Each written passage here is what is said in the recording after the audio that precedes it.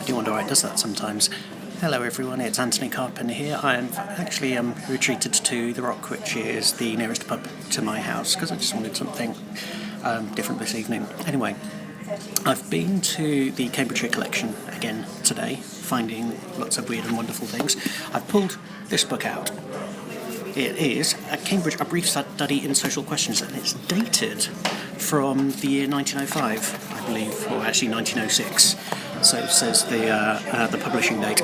And the reason why I've pulled that one out is because it's one of the few sociological studies of Cambridge the town. And basically my point being with this one is I just went into the first few pages of it in the Central Library, and the thing that struck me is the problems it illustrates are so reminiscent of the things that we're coming up with today. And it just makes me think that, we have been here before. We have been here so many times. This was the point that I was trying to pick up earlier, and it reads as follows. Much has been written about Cambridge. Histories of the town, the university, guidebooks to our colleges, churches, biographies of all the eminent men, notice they use the term men here because #smash patriarchy, who have lived within our walls, because no women lived here apparently in those days. The time has come, however, when this is no longer enough. We wish to know what Cambridge is now. Well, actually this book tells you that. I wonder what they make of Cambridge today, actually.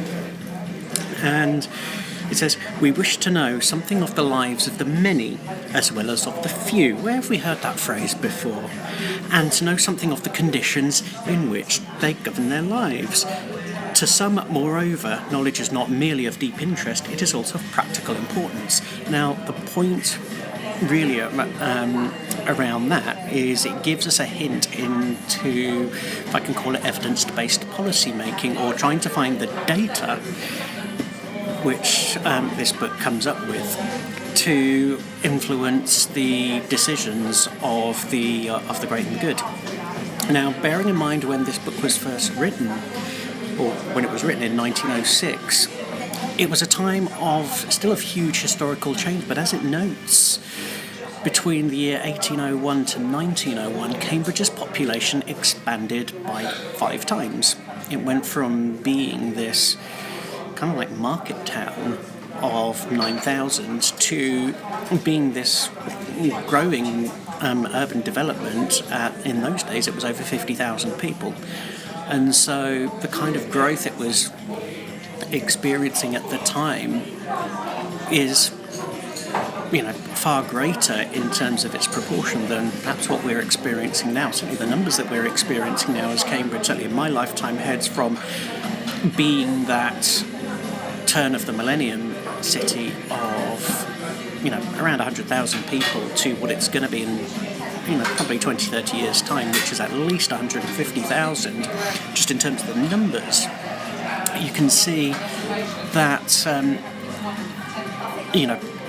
we're talking a similar scale. So one of the things that comes up in this book that also comes up with one of the issues that I've been going on time and time again is about how the city is run, or in those days how the town was run, because the corruption that this book covers, which will be known to historians of the time but not by many more, was absolutely astonishing.